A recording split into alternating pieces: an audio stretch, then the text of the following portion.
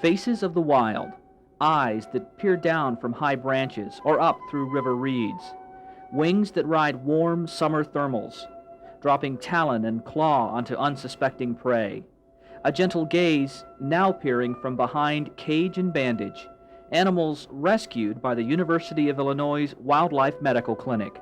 This is a unique clinic, not only for the opportunities it affords the students, the veterinary students here, but it's also one of the only medical facilities within the state that does treat wild animals.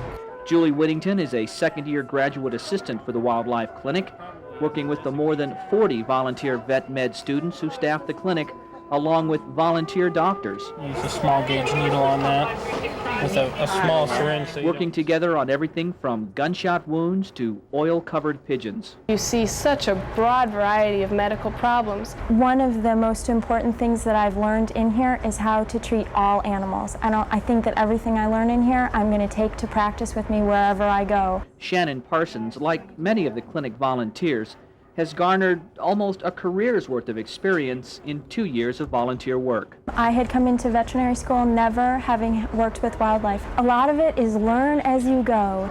I'm set up. Yeah. I mean, I just have to do cover slips. Student teams oversee a case from admission to release, in each case trying to minimize the amount of human exposure and stress to the animal. This is a wildlife medical clinic, and our goal is to see them back into the wild.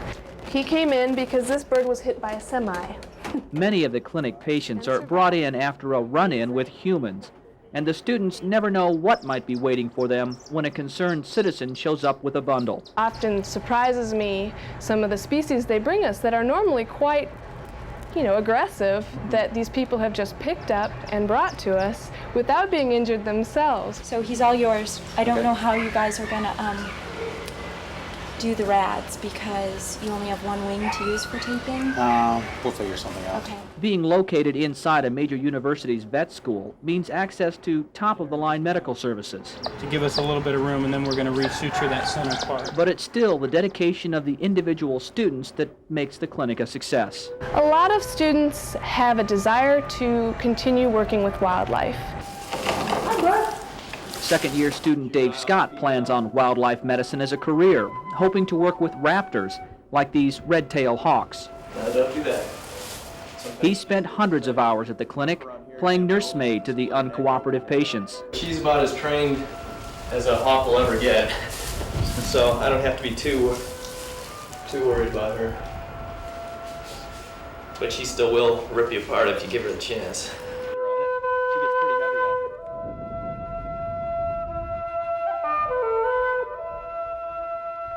At the clinic's flight cages, actually an empty building on a university farm site, Dave works on reconditioning a badly injured hawk, preparing for a day in the near future when all the work pays off.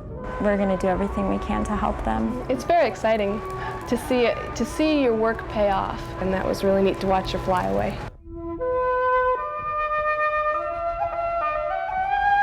Back to the fields and skies where the faces of the wild belong.